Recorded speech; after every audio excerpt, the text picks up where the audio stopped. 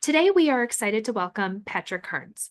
Patrick has been the executive director of Resource Cleveland, formerly the Refugee Response, since 2016. Prior to this, Patrick worked in Southeast Asia for 15 years. In 2002, he opened a school and dormitory for young adults in a refugee camp in northern Thailand, where he lived and worked for 2 years until the program was incorporated by the US-based INGO World Education. At this point, he began working with World Education as a senior program manager for refugee and migrant services in Thailand. In 2006, Patrick left World Education to found Youth Connect Foundation. Registered as a foundation in Thailand, Youth Connect served upwards of 500 stateless youth on the Thailand-Myanmar border. Through this foundation, they launched 4 social enterprises that included a motorcycle shop, a construction company, a fine arts and crafts studio, and a hotel. In 2012, Patrick was hired as the regional director of World Education in Southeast Asia and oversaw a USAID program providing education and peace-building services and support to over 300,000 refugee migrants and conflict-affected populations in Thailand and Myanmar. For all of his work, he was the 2014 recipient of the Unsung Heroes of Compassion presented by His Holiness the Dalai Lama. And now here in Cleveland, we are proud to have him as a current class member of the Leadership Cleveland class of 2025. Please welcome Patrick.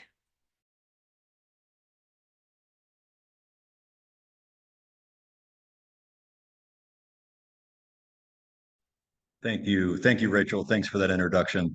Great to be with you all and great to be with so many people I know and respect deeply on this call and that have worked with.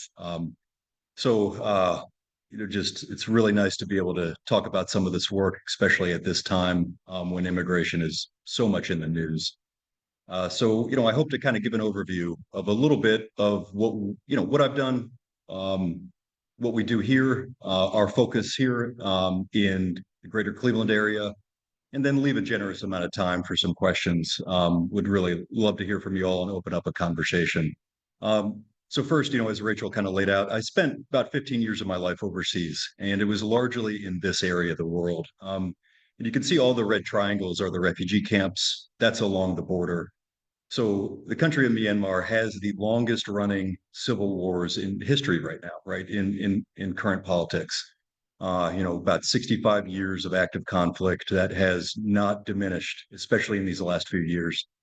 So I had an opportunity to experience what it was like to live in that area for quite a while. And, one thing I really took away from that, and one thing that still resonates with me is what are the conditions for folks before they come to a place like Cleveland, Ohio? One thing I say maybe a bit ad nauseum is, what is past is prologue. We can tell a lot about how folks are going to react and respond, what services they may or may not need upon arrival, based upon the conditions of which they came from. So, this area was, the camp I had the opportunity to live in for 2 years has now been there for over 40 years. That's a hard thing to get your head around is like that there is a refugee camp where you've had multiple generations of folks, grow up inside of the camp, have families, and then those kids grow up inside of the camp and have families. And that was the reality of a lot of the folks I worked with. So, their transition was unique upon arriving in the U.S. So here's a photo from me back in the day. I think I was 24 years old with I'd say maybe one clue and not many others trying to make it work. And this was a really transformative experience for me. I had the opportunity to live in the camp with my students, and these were young adults that we had the opportunity to teach and work alongside of. And the focus we had in this school that we developed was on community building. So through the medium of English, we trained young people to be community workers in the 9 refugee camps across the border of Thailand. These were people that worked in the medical tents, medical facilities, so the camp offices, working in, the administrative and justice agencies, food access and food security and on. And that was really something that's still taken, that has lasted with me to this day. And we do at, Resource Cleveland is try to look at what are programs that have at their nature transformation. And that's kind of the business that we are in. We are not a transactional organization. We do not have programs that provide one-time services, although that does come up. Our programs are based upon the ability to either take a place or work with an individual, see them as individuals, identify what some of their goals are, and work with them through a process to attain some of those goals. So this is our headquarters, which we've been so fortunate to be in for about the past 5 years. It is on West 47th Street on the Urban Community School campus. And if you're not familiar with Urban Community School, it's just the greatest place to be for a nonprofit organization. We're surrounded by nonprofits. There's 6 of us on the campus. And it is one of these examples where with a shared interest and vision, we can work together, share resources, and I'll talk about a little bit more about that when I get into our summer programming. But essentially, at our organization, we do a lot of things, but I like to say we do 2 things. So we do 2 major things. The first one is urban agriculture, and that's through our Ohio City farm, and I'll talk a little bit about that in a minute. And the second is youth development, right? Youth services. Youth services has a lot of crossroads and a lot of different components of that, which I'll get into in a minute. But these are at our foundation. These are the 2 things that drive us forward. And these are the 2 areas where we believe that our staff have a great amount of expertise and we are able to implement transformative programs. So here's our full staff at the Ohio City Farm. This was the groundbreaking last year. I am now sitting in the facility that was right there right now. So the building that we put up is literally behind me.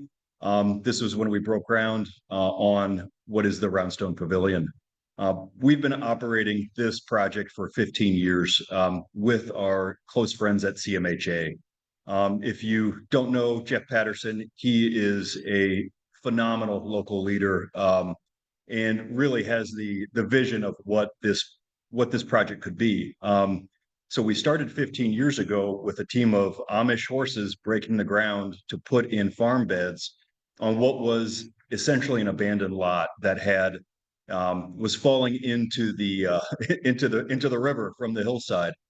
So we established Ohio City Farm in 2010, and 15 years later, it is still to this date the nation's largest, longest lasting, and most productive urban farm, entirely powered by newcomers. And it is the only project like this that has a really tied in partnership with an historic housing estate, which is CMHA and their Riverview Towers. So that's an overview of our property. It is 5 acres, which means it's relatively small in terms of a farm. So large for an urban farm, but we grow the devil out of this property. So our beds go to exactly wall to wall in this farm, and we rotate our crops over about 3 times. And this runs as a social enterprise, meaning we sell memberships for produce and more to the Ohio City Farm. That allows us to have a starting wage for our employees this year at $16.50 an hour and an average wage well above $18 an hour, which is something that we are incredibly proud of. The building I'm sitting in, you can see on the other picture, is Roundstone Pavilion. We are soon to be done. Ribbon cutting will be in July for this facility, and this is really what we look at the next 20 years of this farm. How can we make the most out of this property? And the way we're going to do it is by bringing in retail, a market hall, continuing our annual membership plans, as well as bringing in a commercial kitchen. This is going to allow us to keep staff hired through the wintertime for the first time. So next, I'm going to talk about our youth services. And forgive me, I made this graphic last night. Our media department, our communications did not vet this, so this is completely, they would frown on me for my ham-handedness in putting together an infographic, but whatever. So I just wanted to give you guys a picture before our official infographics are out about what we do with youth services. And what we look at here again is transformation. So along the bottom, we have 3 core academic programs that are anchored with academic partners. That's our youth mentoring, which goes from fourth to eighth grade. We work largely with CMSD, but not exclusively with CMSD students. Our teen response program, which right now is anchored into 6 high schools at Cleveland Metropolitan School District and Parma City School District. And then we have our Bridges program, which is our post-secondary program that follows those graduates into the first couple years of their post-secondary, be it 4-year or trade school, or, we have a lot. Overwhelmingly, our kids end up at Tri-C, which is where we really want them to thrive and grow. So those are our core bedrock programs. We get about 500 kids a year that go through those program pipelines. And it took us 9 years to establish that, where we could have consistent programming going from fourth grade all the way through post-secondary completion and into a career. Now that works, but it doesn't work without 3 other programs supporting it. So the 3 programs that we have supporting alongside of these academic programs are our Corner 65, which is our sports, wellness, poetry, arts, and expression program, our Newcomer Navigators program that provides wraparound support services for all the families of the kids enrolled in our program, and our newly launched driving program, which right now I'm the sole instructor, and it is a harrowing and invigorating process. But we were able to get some support for a car for that. So I'll kind of go through a couple of the projects one by one here. So this is our youth mentoring program. This is where we started. It is based on a one-on-one mentoring structure in a highly structured program. So each individual kid, we track their academic progress. We pair them with a mentor to target certain capacities and growth goals. And that, again, goes through eighth grade until those families are ready to make that high school decision. And then our teen response program, which we started 8 years ago, works from ninth grade through high school completion and starting into post-secondary. This is a program that really was founded at John Marshall High School in CMSD. And I'm super proud to say that 8 years on, all of our kids enrolled in this program, we have a 100% graduation on time track record. And of 8 years, a 97% enrollment into post-secondary directly after that graduation. This is a program that really is at the heart of our organization because we believe in teenagers and we believe in youth so much. And we believe in that youth with opportunities will actually be transformative for the entire families. So the next program that picks up, and this is our newest program, and we launched this at the end of the last year. It's called Post-Secondary Bridges. And working with our partners, and I know a couple of our good friends are on this call from Tri-C, we're trying to figure out what is the way that our kids, our newcomer kids, when they enroll Tri-C, can be as effective as possible, can have that retention, can complete their core courses, and go on from there. So this program works hand in hand with our teen response program, hand in hand with our academic institution partners, and allows those young people to go seamlessly into their post-secondary, regardless of where it is, and then have a pathway forward to a career. Something I, often will talk about with the young people we work with is, I mean, you can do DoorDash. DoorDash is not a career, and DoorDash is not going to fix your car if you get into an accident. So what's a real plan? How can we make this a future going forward? And then, the wraparound services. So I mentioned Corner 65. This is a program that we've been working with for several years, works with about 200 kids starting at 9 years old, all the way through completion of high school, and has a big focus on summertime enrichment program. A huge part of what we do here is wellness and personal identification. So helping these kids understand what is this new culture and identity that they're living, being from one culture and one home culture, and now being so much in an American institution like a public high school or grade school. Our Newcomer Navigators program, last year we worked with well over 1,000 individuals, hundreds of families, and this helps families connect the dots. A lot of what we do here is benefits applications, reapplications, healthcare assistance, healthcare navigation. But honestly, y'all, you name it, we've seen it, and it's come through a request with our organization, from criminal courts all the way through, delivering sofas. And then one thing that we really love, and a partnership we love that led to a project that we kicked off a little bit ago, was helping people get access to cars. So a partnership we have is with Wheels to Work, getting donated cars that go to newcomer families to help make that transition of life just a little bit easier. This is one of our graduates who then we hired to be one of our specialists and is enrolled at Tri-C in the carpentry program. And he's using this to not only go to work himself, but to get his siblings to school. And as I said, we are also doing driving practice for young people to pass their tests. So I'm going to kind of lead next into, question and answer period. And I'm assuming, there might be some questions around, the political climate we're in. It's a tough road. And I'd say, from an organization standpoint and from a direct client standpoint of, folks we work with, uncertainty and uncertainty is really the indicator of what we've seen, materialize. How do you make a decision to buy a house or to go, get a student loan if you're not sure what your status is going to be a couple of years from now? These are really challenging circumstances we're putting families in. And again, it's a challenging time for any organization that had federal funding to navigate the future. One way that we actively look at, well, what can we do? This was a project, a campaign that we launched about a month ago right now called You Mean the World. And there's a dedicated website, youmeantheworld.com, to tell the story of who our newcomers are in this community, to put a different tale on this story of immigration.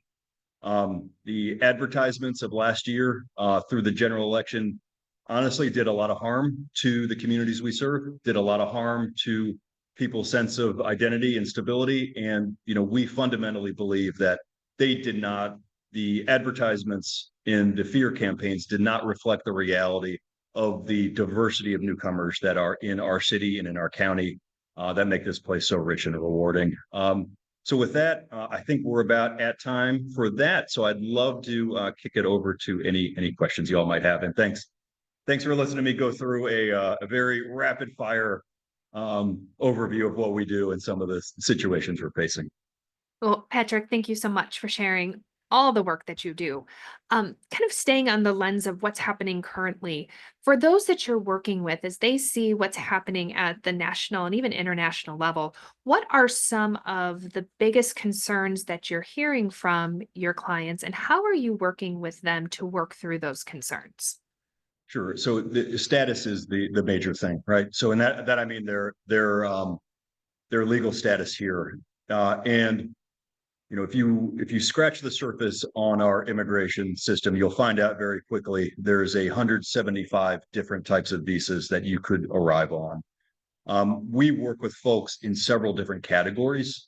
All have come through a legal process.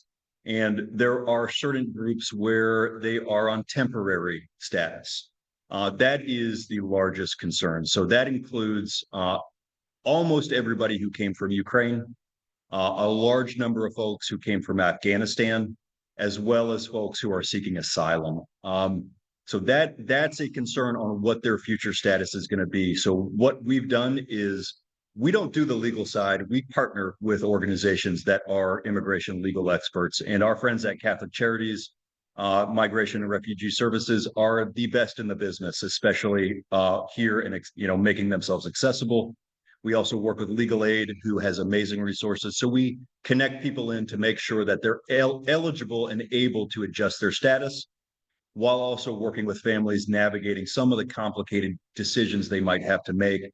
For example, we are holding a training coming up in a couple of weeks about power of attorney for your children in the event that maybe your status is canceled when you are not in proximity to your children, which is a very scary thing to think about.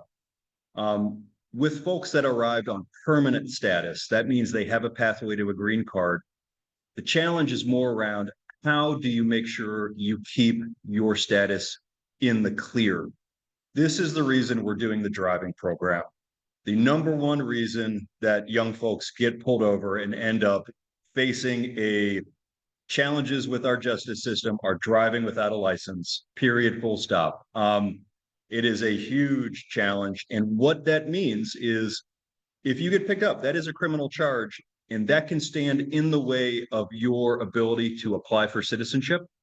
And in the current situation we are in, we have seen people on green cards removed from the country with criminal violations, including nonviolent violations. So it's a real concern. So we are very focused on fast tracking that, except, making sure these folks are getting their driving licenses, that they're driving legally and not getting in, not putting themselves in that jeopardy. So a lot of pieces go into this, but that's a kind of an overview of how we're approaching this right now. You mentioned so many of the partnerships and collaborations you have. Are there any needs that you are seeing right now where you are seeking additional partnerships to help meet those needs? Sure. I mean, legal immigration is always a challenge, and and I know that I know our friends at Catholic Charities and Legal Aid would say the exact same thing. A need for more people to help out with some of these complicated cases, because these cases are very, very complicated. You have families that inside of a small family unit have different statuses themselves, and have really, really uncertainty about what that future navigating that immigration channel will look like. That's a huge need. I am also, just to put it out there, always looking for another. I have one other instructor who's going to do driving training with me. Now, you got to be a brave soul, although we do have a car that is installed with the passenger side brake. But it is something we're always looking for to volunteer and get involved that way. I personally love it. I'm a parallel parking enthusiast. It's a small group of us, but we are very vocal. But but jokes aside, always looking for people to get involved and volunteer. And I'd go. I would be remiss if I didn't say, support the Ohio City Farm, our CSA program. I think we have 5 memberships left out of 300 to sell. It is a wonderful community-supported agriculture program that this year we're going to be kicking off. Vendors having access to our commercial kitchen to sell on site at the property too. So, support your local businesses, support your newcomer entrepreneurs. Given what the landscape looks like in terms of information, there can be so much misinformation, rumors. Where do folks go? Where do you turn to learn really what's happening, what's coming, kind of what's your reliable news sources? Sure. I mean, I have a subscription to the New York Times. I think it's pretty good at times. It it's not covering everything that we see. So what I really rely on are a couple of groups I'm a part of. About 5 months ago, we launched a group called Wham Wow. We are many, we are one, and that has people that are from the legal side, from the democracy side, from the immigration side, where we get together, and our leadership group gets together weekly, and it's a wider group bi-weekly to share updates. So what I found most helpful is knowing people who are the experts in particular areas and making sure that I'm in regular communication with them. I am not a constitutional lawyer, and I don't even pretend to be. And I'm not an immigration attorney, and I don't even pretend to be. So I like having that access to people who really understand the issues, and that's usually where I get my best source material to go from. It's also where I use to vet material. So, hey, we saw this story. What could the ramifications be? And then get other people's take on it. And it's been a really powerful collaborative group of really some amazing community leaders in this space. Now, you mentioned the You Mean the World to Me campaign, which launched just a couple weeks ago. What have been some of the early outcomes of that campaign? So, I mean, again, the goal was very simple. How can we get as many eyes on this as possible? And we've had tens of thousands of eyes on our content that we created. And that's really all we're asking folks to do is look at it, share the tiles, the infographics, share the video.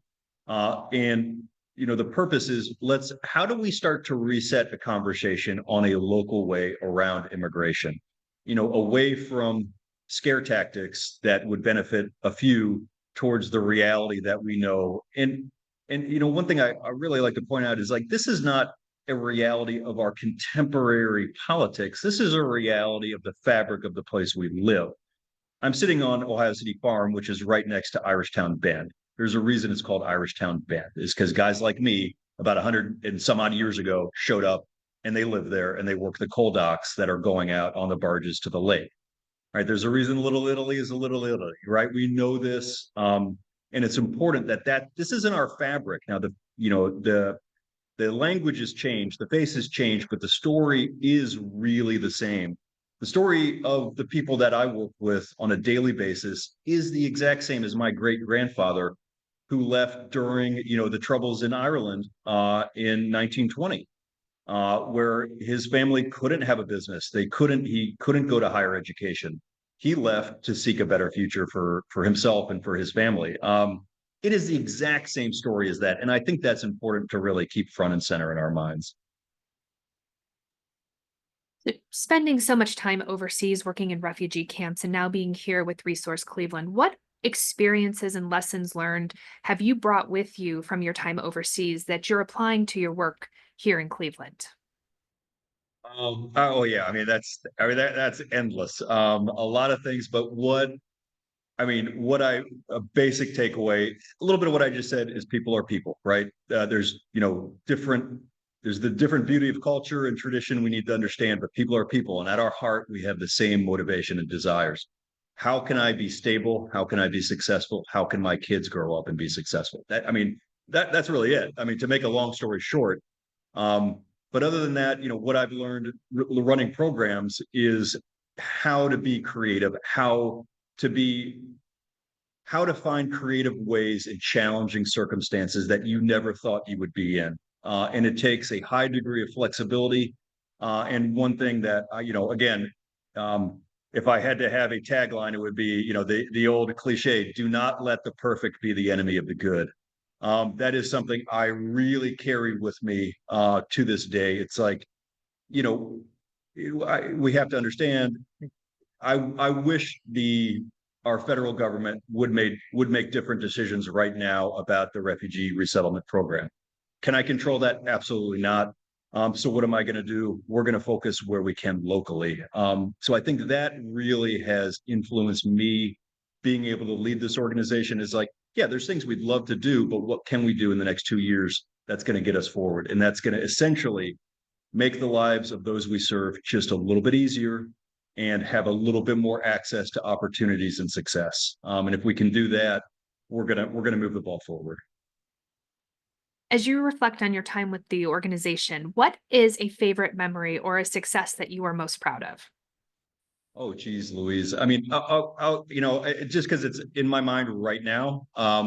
So we, so with when I was overseas, I worked a lot with teenagers, and so I love working with teenagers. It's just the greatest thing.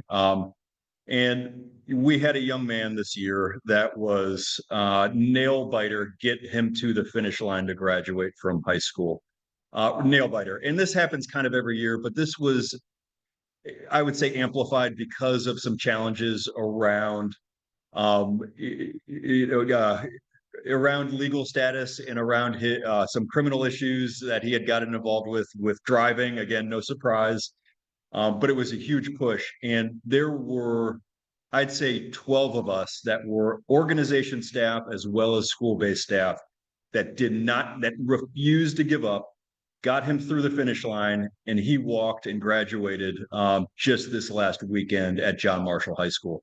And it's one of these things where talked to him 5 weeks, 5 months ago, and he was a little bit too cool for this. But then you see the smiles on his face when he graduated, and it was just it was beaming. And then his parents were there, who do not speak any English and never had the opportunity to attend, more than a primary school back home.